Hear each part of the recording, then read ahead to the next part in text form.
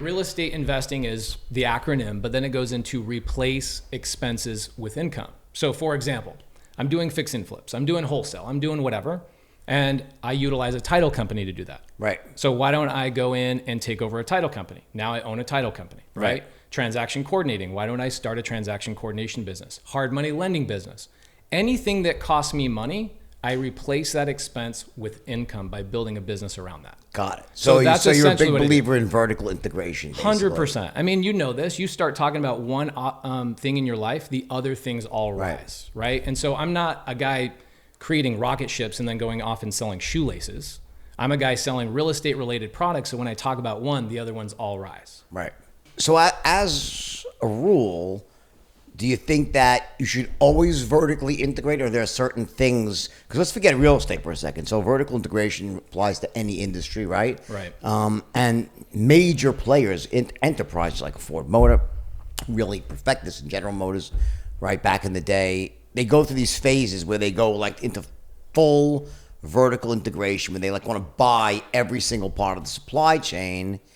And then they start to go through these other phases. They start saying, wait a second, doing that isn't exactly as effective as we thought. And they will start selling things off or outsourcing. So do you have any sort of like hard and fast rule for yourself in your business? Like when do I want to vertically integrate and when do I want to continue outsourcing the solution? Yes. Whenever it requires me to hire more people, I try and stay away from it. Because in business, you know this really, really well. You hire people, you now have a babysitting job. Right. So like you look at a Subway franchise, not to demean anybody that owns a franchise for Subway, but that ultimately becomes a babysitting job, right? You've got teenagers you're managing rather than selling sandwiches. And so it's the same thing in real estate. If I have to go out and hire a big old staff to start a new business, I'm not excited about that. Whereas taking over a title company, here, I'll give you a good example. If I'm doing 20, 30 transactions in the state, what I'd rather do instead of hiring a transaction or a title company to do my work, I go to them and say, why don't we partner? Not only will I bring you my files, but I'll tell all my friends that they should bring their files here too.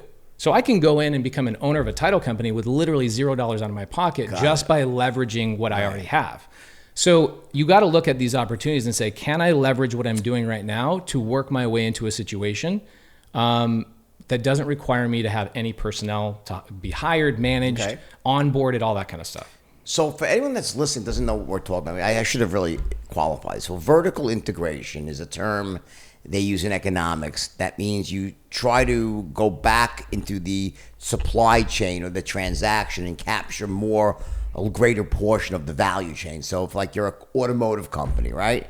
That means you want to actually go and buy at the highest level, going back and buying the iron ore mine, that then the smelter that smelts the iron, the person that makes it into steel, hire a shipping company that boats it over to you, and then hire local fabricators that make it into the properly sized steel plates, all the way down to the assembly line. That will be pure vertical integration versus having people that you don't essentially own their companies, but you have contracts to just buy finished goods, right? And there's pros and cons to both. As opposed to vertical, there's something called horizontal integration, and that's more like where one company buys up other companies that have similar brands within the same industry. So Lincoln, Mercury, Ford. So there's like you get it so that it's all different brands within that same umbrella. So there's economies of scale there, right? So super smart, yeah. And to bring it back to the basics of real estate and sales, for example. So real estate, how do you get a deal? You get a deal by talking to a motivated seller,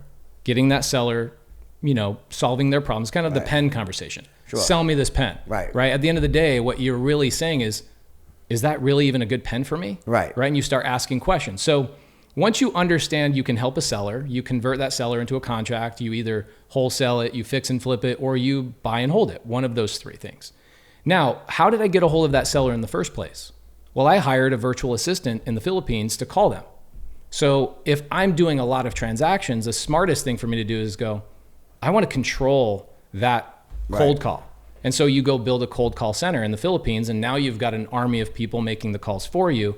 And now instead of that being an expense in my business, now I have 500 of those cold callers calling for other wholesalers all over the country.